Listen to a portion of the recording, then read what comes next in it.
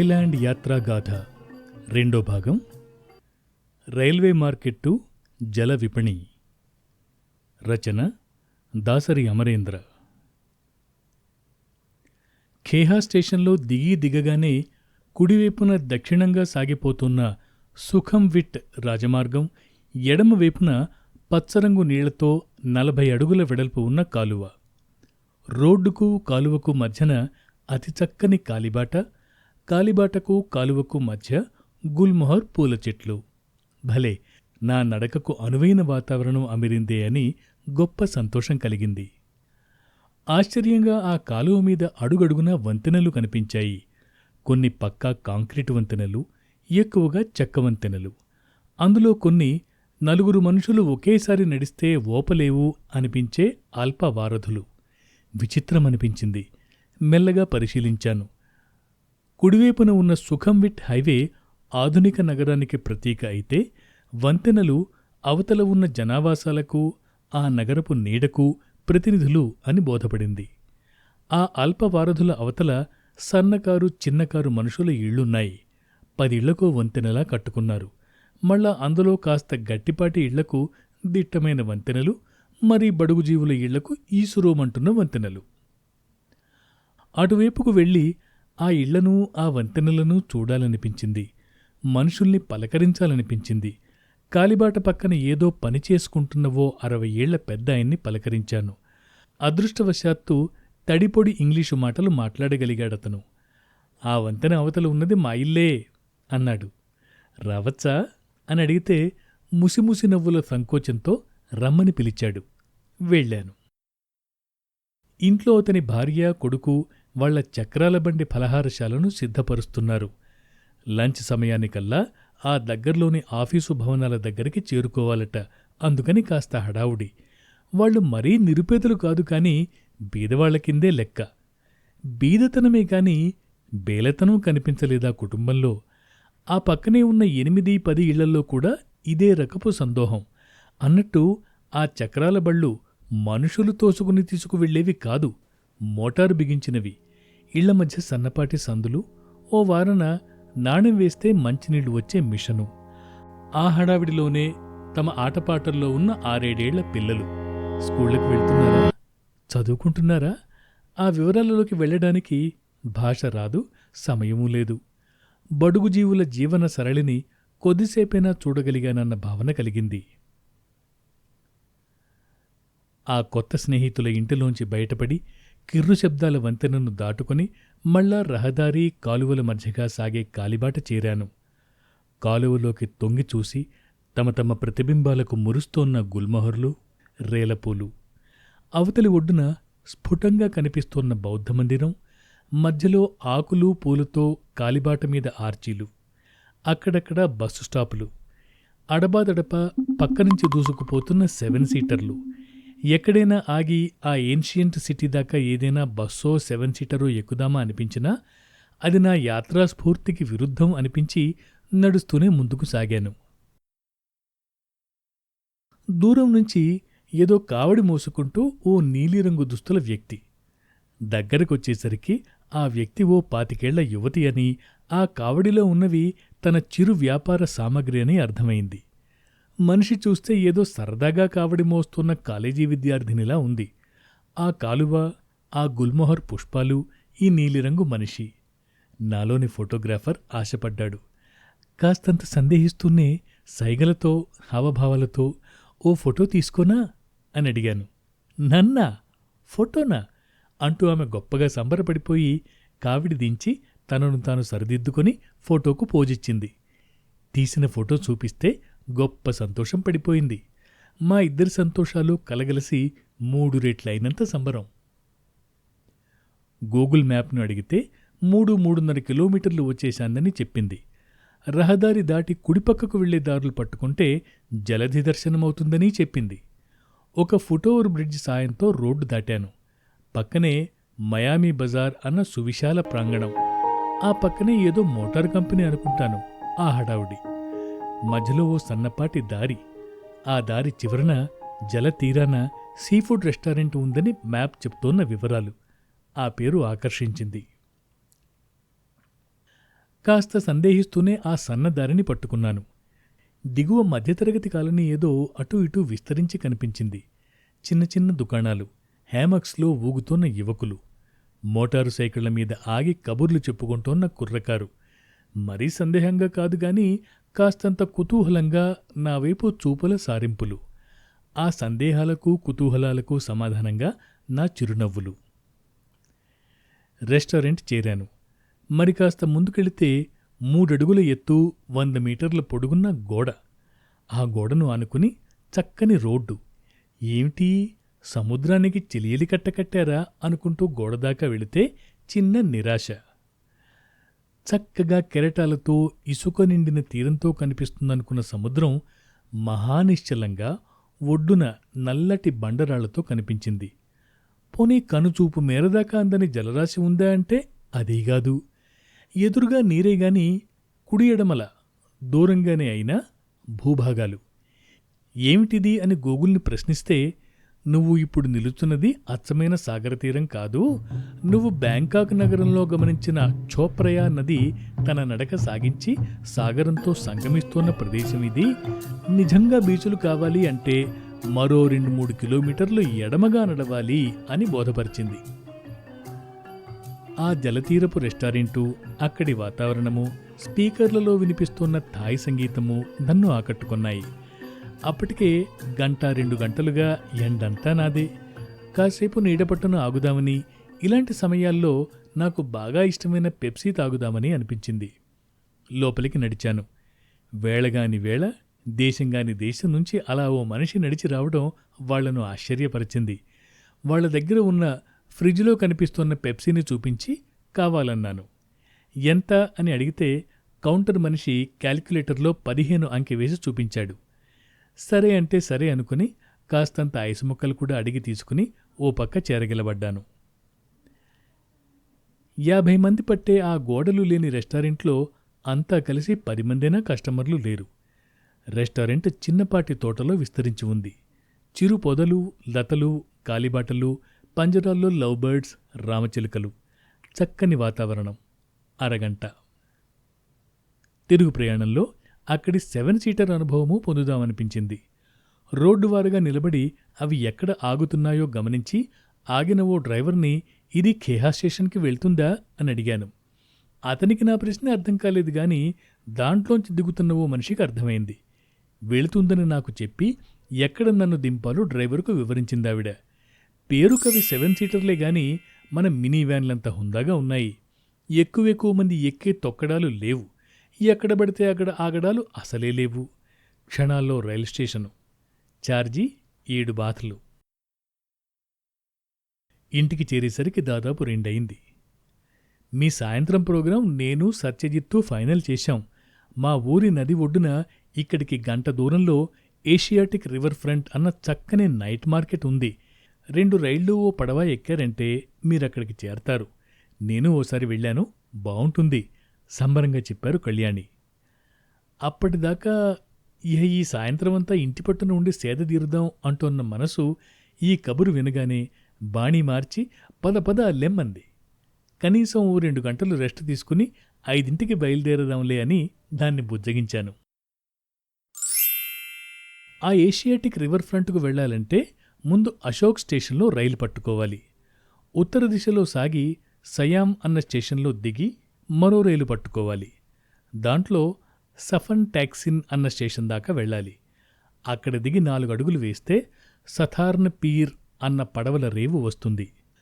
భాష పుణ్యమా అని 1-2 పొరపాట్లు చేసినా పెద్దగా కష్టపడకుండానే సఫన్ టాక్సిన్ స్టేషన్ చేరాను. కౌంటర్లో ఆవిడను, మీ మెట్రో మ్యాప్ ఉంటే కాపీ ఇస్తారా అని అడిగాను. హార్డ్ కాపీలు లేవు అంటూనే కౌంటర్లో ఉన్న పెద్దపాటి మ్యాప్ బోర్డు చూపించింది. దాన్ని ఫోటో తీసుకునే ప్రయత్నం చేస్తుంటే మ్యాపుకు అడ్డంగా ఉన్న చిన్న పెద్ద పుస్తకాలు పక్కకు తీసి సహకరించింది. ఇక్కడ రెస్ట్ రూమ్ ఉందా అని అడిగితే ఉంది అంటూ పక్కనే ఉన్న సెక్యూరిటీ గార్డును పిలిచి నాకు దారి చూపించమంది. అతను మరో గార్డుకు, ఆ గార్డు మరో పారిశుద్ధ్య కార్మికకు నన్ను అప్పగించగా చివరకు గమ్యం చేరాను. నిజానికది పబ్లిక్ సదుపాయం కాదు, అక్కడి ఉద్యోగుల కోసం ఉన్న సౌకర్యం అది. అయినా ఆ విచికిత్స లేకుండా ఎంతో మర్యాదగా శ్రద్ధగా నన్ను గమ్యం చేర్చిన ఆ బృందపు బాణి చాలా ముచ్చట కలిగించింది. అతిథిదేవోభవ, కస్టమర్లే మా దైవాలు లాంటి మహాసూక్తులన్నీ కాగితాలలోంచి, ప్రకటనలలోంచి నడిచివచ్చి కార్యరూపం దాల్చిన సందర్భం అది. పడవరేవు దాకా చకచకా సాగిన నా ప్రయాణం రేవు దగ్గర గుంటపూలు పూసింది. రేవు నుంచి ఏషియాటిక్కు పడవలో అరగంట ప్రయాణమట. పడవకు ఛార్జీలేం లేవు. శుక్రవారం సాయంత్రం అవడం వల్ల కాబోలు విపరీతమైన జనం, పొడవాటి క్యూ. కనీసం అరగంట పడుతుందనుకున్నది పడవ ఎక్కేసరికి గంట పట్టేసింది. ఈలోగా ఆకాశపు క్యాన్వాస్ మీద సూర్యుడు విరజిమ్ముతోన్న వర్ణచిత్రాలు, అటూ ఇటూ అత్యాధునిక భవనాలు. గంటసేపు అన్న విసుగు ఏమాత్రం చూపించని సహయాత్రికులు. వాళ్ళెవరికీ లేని విసుగు నాకెందుకు? విసుగు కాదుగాని ఆందోళన మొదలైంది. అతి చక్కని పడవ ప్రయాణం ముగించి ఆ ఏషియాటిక్ రివర్ ఫ్రంట్లో అడుగుపెట్టేసరికి 7:30. అక్కడి సీఫుడ్ చాలా బావుంటుంది, రుచి చూడు అని సత్యజిత్ చెప్పారు గాని అందుకు సమయం చాలదన్న స్పృహ. తిరుగు ప్రయాణం కూడా 2-2:30 గంటలు పట్టేస్తే ఇంటికి చేరేసరికి అర్ధరాత్రి అవుతుందని, మళ్ళా మర్నాటి ఉదయం 6ంటికే మా తదుపరి కార్యక్రమం ఉందని అదో ఒత్తిడి. ఓ అరగంట 30 గంట అక్కడ గడిపి వెంటనే తిరిగి వెళ్దామని నిర్ణయం.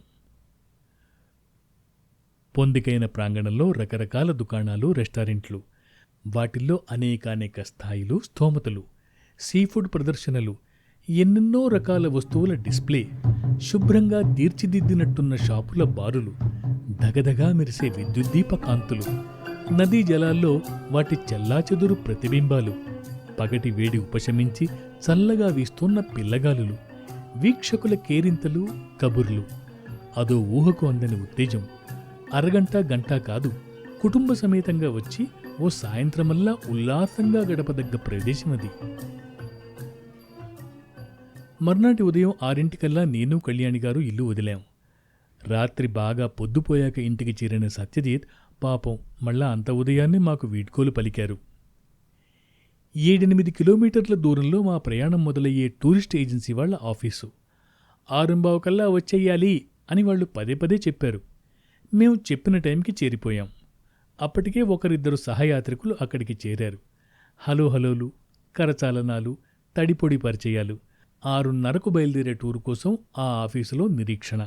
అచ్చంగా ఢిల్లీలో సదరన్ ట్రావెల్సు, పణిక్కర్ ట్రావెల్సు వాళ్ల ఆఫీసులా అనిపించింది. అదే ఫర్నిచరు, అదే అలంకరణ, అవే మ్యాపులు, అదే వాతావరణం. ఉన్న ఆ పావుగంట 20 నిమిషాల్లో ఓ ఇటలీ యువ జంటతో స్నేహం కుదిరింది. వాళ్లు హలోల దగ్గర కట్టిపెట్టకుండా సంభాషణ కొనసాగించారు. ఆగ్నేయాసియాలో 4-5 దేశాలు నెల రోజుల పాటు తిరగాలన్నది వారి ప్రణాళిక. మా తెలుగు భాషను ఇటాలియన్ ఆఫ్ ది ఈస్ట్ అంటారు తెలుసా అని అడిగి, అలా ఎందుకంటారో, మన 2 భాషలు అజంతాలవడం వల్ల పోలికలు ఎలా కుదురుతాయో సోదాహరణంగా వివరించాను. పాపం ఓపిగ్గా విన్నారు. ఏదో మ్యాప్లో ఓ కట్టడాన్ని చూపించి చాంగం వాట్ అంటే ఏమిటిది అని ఇటలీ ఆవిడ ప్రశ్న. వెంటనే కళ్యాణి అందుకొని వాట్ అంటే గుడి అని అర్థం, ఉదాహరణకు అంకోర్ వాట్ అని వివరించారు. నిజానికి అది నాకు కొత్త విషయమే. ఈలోగా మా మినీ వ్యాన్ వచ్చింది. గైడు వచ్చాడు. అంతా వ్యానెక్కాం.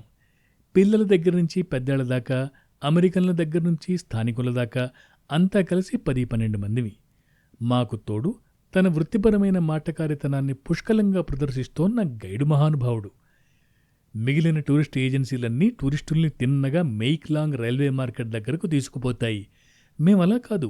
ముందుగా ఆ రైలు బండి బయలుదేరే బన్ కలాంగ్ అన్న స్టేషన్కు తీసుకెళ్తాం. అక్కడ రైలెక్కి ఓ గంటసేపు మా గ్రామసీమల మీదుగా సాగి మీరంతా ఆ ట్రైన్తో పాటు రైల్వే మార్కెట్లో ప్రవేశిస్తారు. ఆ ప్రవేశం అదో అద్భుతమైన అనుభవం వివరించాడు గైడ్. నిజమే గదా అనిపించింది. ఆ రైల్వే మార్కెట్టు, రైలు పట్టాలకు హత్తుకుని అటూ ఇటూ దుకాణాలు ఉండటం, రైలు వస్తున్నప్పుడు చకచకా దుకాణాల వాళ్లంతా తమ తమ సామాన్లను పక్కకు సర్దేసి రైలు ఏ ఇబ్బంది లేకుండా సాగిపోయేలా చూసుకోవడం. ఈ ప్రక్రియకు చెందిన వీడియోలు ఇంతకుముందు ఫేస్బుక్, యూట్యూబుల్లో చూశాను. ఆ మార్కెట్ థాయిలాండ్లో ఉందని, బ్యాంకాక్కు అంత దగ్గరని ఆ స్పృహ ఇప్పటిదాకా లేదు. ఆ మార్కెట్కు చేరే సమయం దగ్గర పడే కొద్దీ నాకు ఉత్సుకత పెరగసాగింది. ఓ అరగంట తూర్పు దిశగా సిటీలో పరుగెట్టాక మా వ్యాను హైవే వదిలిపెట్టి పల్లెదారులు పట్టింది. చిన్న చిన్న ఊళ్ళు, కొబ్బరి చెట్లు, అరటి తోటలు, పంట కాలువలు, అక్కడక్కడ చిన్నపాటి చెరువులు, అంతా సుపరిచితమైన ప్రదేశంలా అనిపించింది. గ్రామాలు కాస్తంత ఆధునికతను, సొగసును సంతరించుకుని చూడ్డానికి అందంగా, ఆరోగ్యవంతంగా కనిపించాయి. రోడ్లు బావున్నాయి. ట్రాఫిక్ చాలా తక్కువ. ప్రయాణం వేగంగా సాగింది. ఇంకాస్త దూరం వెళ్ళగానే సముద్రపు జాడను గాలి మోసుకు వచ్చింది.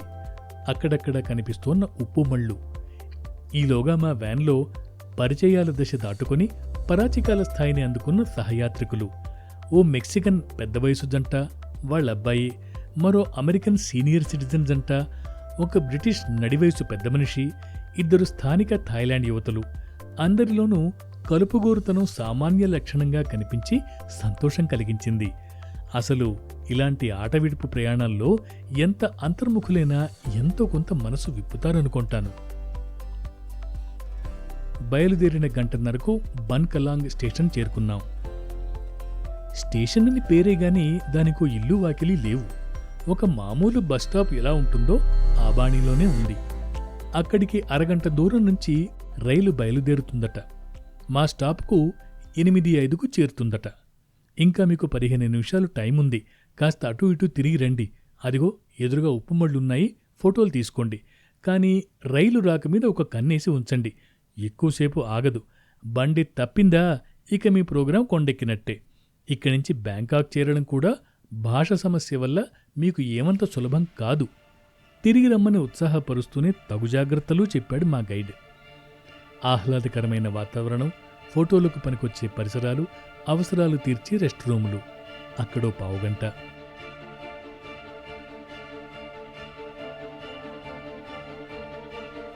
సరిగ్గా 8:10కి వచ్చింది మా రైలు బండి.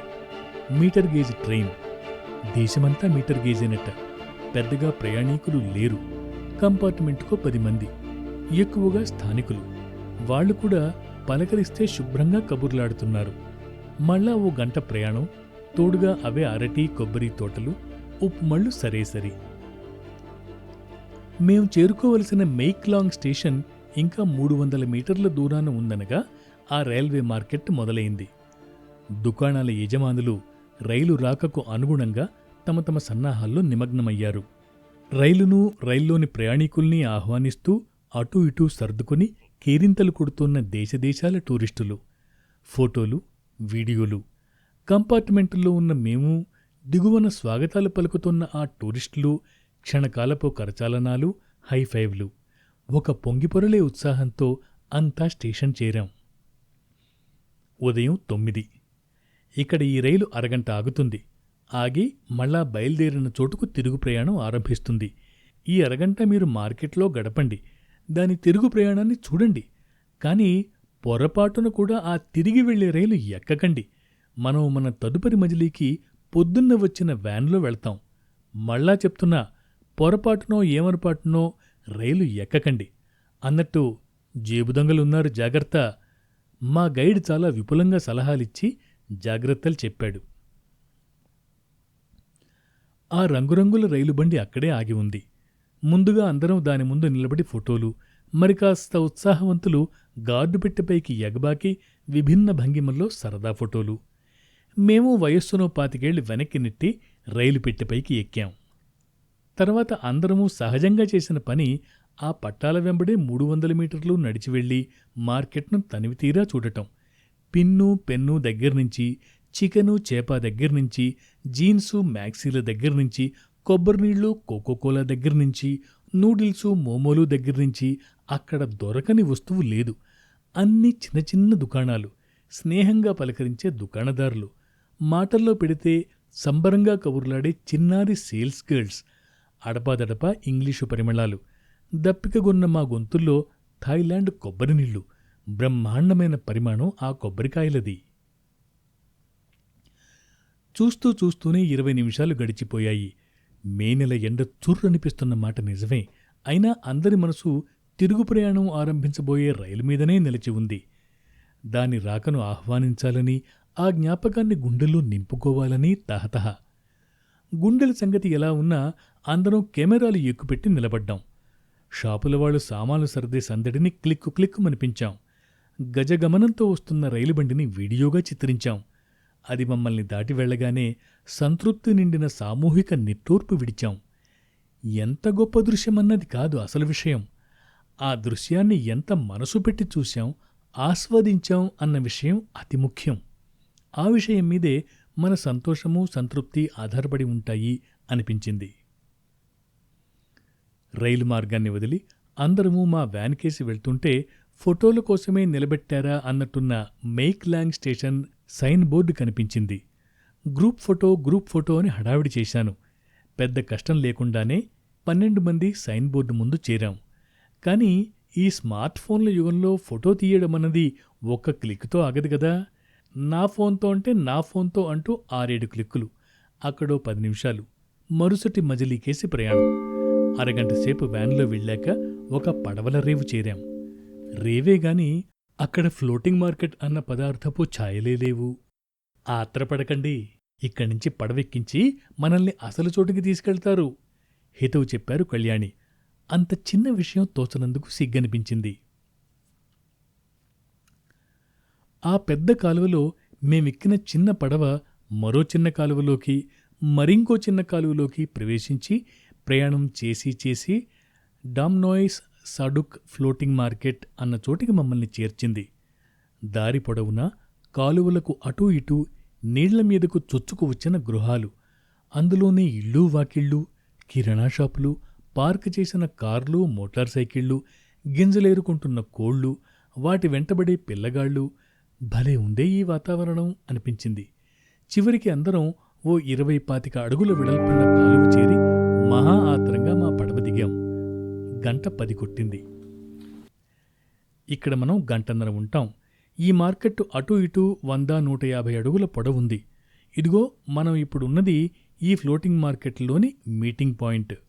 మిమ్మల్ని అందర్నీ ఒకసారి మార్కెటంతా తిప్పుతాను, మంచి మంచి షాపులు చూపిస్తాను. అలాగే ఓ పడవ ఎక్కి ఈ మార్కెట్లో భాగమైపోయి తిరిగేలా మీకు ఫెర్రీ పాయింట్ చూపిస్తాను.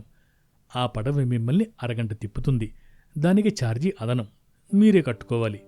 కరెక్ట్గా 11:30కు మీరు మీ పడవ విహారాలు, కొనుగోళ్లు, షికార్లు ముగించుకుని ఈ మీటింగ్ పాయింట్కు వచ్చేయాలి. ముందుగా ఫాలో మీ, షాపుల పరిచయం చేస్తాను. మహా హుషారుగా దారి తీశాడు మా గైడ్. చకచకచక అన్ని షాపులు చూపించాడు. తన సేల్స్ ప్రమోటర్ రూపం ప్రదర్శించాడు. ఫెర్రీ పాయింట్ దగ్గర అందరికీ టికెట్లు ఇప్పించాడు. నేను కళ్యాణి గారు ఒకరికొకరు మౌన భాషలో చెప్పుకున్నాం. మనకి నౌకా విహారాలు వద్దు, షాపుల్లో కొనుగోళ్లు అసలే వద్దు. మనకు ఏమాత్రం పరిచయం లేని ఈ తేలియాడే విపణి వీధిని, ఇక్కడి గాలిలో తేలివస్తున్న ఉత్సవ సౌరభాన్ని నింపాదిగా తిరుగుతూ మనసులో ఇంకించుకొందాం. ఏమిటి మీరు పడవెక్కరా? అయ్యో, ఇక్కడి దాకా వచ్చి ఎక్కని వాళ్ళు ఉండనే ఉండరు. మంచి అవకాశం కోల్పోతున్నారు గైడు వాపోయాడు. నవ్వేసి ఊరుకున్నాం. కాలువ 2 ఒడ్డులా దుకాణాలు, కాలువలో నిరంతరంగా సాగిపోతున్న వ్యాపారాల పడవలు. ఆ పడవల్లో కూరగాయలు, అలంకరణ సామగ్రి, టీషర్ట్లు, గౌన్లు, హ్యాండ్ బ్యాగులు, బ్యాగీ నిక్కర్లు, అల్పాహారాలు, ఐస్ క్రీంలు, కొబ్బరి బోండాలు, బేరసారాలు. భలే ఉందనిపించింది. నింపాదిగా కాలువ 2 ఒడ్డులూ తిరిగాం.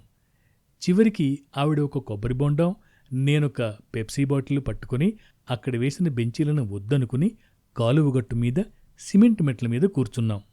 అక్కడో పావుగంట. సాగిపోతున్న పడవలు, అడపాదడపా మరపడవలు సృష్టించే శబ్ద కాలుష్యం. హఠాత్తుగా నిశ్శబ్దం. ఎదురుగా ఉన్న పడవలో తన ఫలహార విక్రయ కేంద్రాన్ని సమాయత్తం చేస్తున్న ఓ స్థానిక యువతి, ఆమెకు సాయం చేస్తున్న ఓ 50 ఏళ్ల మనిషి. మీ నాన్నగారా? నా భారతీయ కుతూహలం. కాదు, స్నేహితుడు. కాస్త అల్లరి, కాస్త గర్వం ఆమె గొంతులో. వాళ్ళిద్దరం, మేమిద్దరం. చిన్నపాటి కబుర్లు. 4 ఫోటో దిగుదాం నా ప్రతిపాదన. సంతోషంగా ఆమె, కొంచెం గుమ్మనగా అతను. భంగిమలు పెట్టడంలో మాత్రం ఏ గుమ్మనా లేదు. మాతో ఫోటో దిగినందుకు మీరు తలా 100 బాతులు మాకు ఇవ్వాలి అతని కవ్వింపు. 100 ఏముంది, 200 తీసుకో మా స్పందన. ఏదో తెలియని సంతోషం. వెనక్కి నడిచేటప్పుడు కాసేపు ఒడ్డున ఉన్న దుకాణాల్ని పరామర్శించాం. కొన్నా కొనకపోయినా ఆశగా ఆత్మీయంగా పలకరించే దుకాణదారులు. వాళ్ల ఆశల కోసమైనా ఏమన్నా కొనాలనిపించి చిన్న చిన్న కొనుగోళ్లు. 11:30. తిరుగు ప్రయాణానికి గంటన్నర పట్టేసింది. మీరు పొద్దున్న మా టూరిస్ట్ ఆఫీసుకు టాక్సీలో వచ్చి ఉంటారు. ఇప్పుడా పని చెయ్యకండి. మీరు ఎక్కడికి వెళ్లాలో చెప్తే అక్కడికి దగ్గరలో ఉండే స్కై ట్రైన్ స్టేషన్లో దింపుతాను. మా గైడ్ ప్రతిపాదన. అలాగే దించాడు. 2 రైళ్లు మారి అశోక్ స్టేషన్ నుంచి ఎండలో పావుగంట నడిచి ఇంటికి చేరేసరికి దాదాపు 2 అయిపోయింది. భోజనాలు చేయడానికి కూడా ఓపిక లేని పరిస్థితి. రైళ్ళు నడక ఏమిటి, టాక్సీలు రాకుండా? సత్యజిత్ సహజంగానే కోపడ్డారు.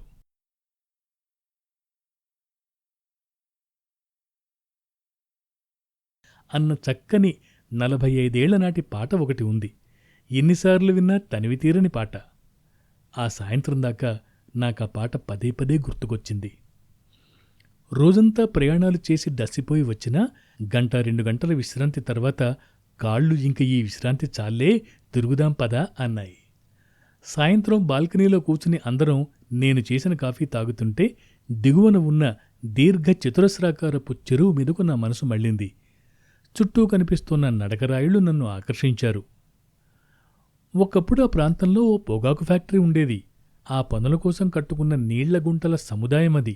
ఇప్పుడు ఆ పొగాకు ఫ్యాక్టరీ మూసేశాక ఆ ప్రాంతాన్ని అందంగా మలచి గుంటల్ని కలిపి చక్కని చెరువుగా చేసి చుట్టూ బోర్డువాక్ కట్టారు. అప్పుడప్పుడు మేమంతా వెళ్తూ ఉంటాం వివరించారు కళ్యాణి. ఓసారి వెళ్ళొద్దామా? సందేహిస్తూనే అడిగాను. పదండి. పాపం వెంటనే సిద్ధమయ్యారావిడ. పైనుంచి చూసినప్పుడు బాగా దగ్గరే అనిపించిన దాదాపు కిలోమీటర్ దూరం. చుట్టూ 2 కిలోమీటర్ల చుట్టుకొలతతో చెక్కతో చేసిన చక్కని నడక మార్గం. ఇంకా ఎండ వాడి తగ్గకపోయినా ఎంతో శ్రద్ధగా నడిచేస్తున్న స్థానికులు. చెరువుకు ఎడమ పక్కన చక్కని పచ్చిక బయళ్ళు. ఆహ్లాదకరమైన సాయంత్రమది.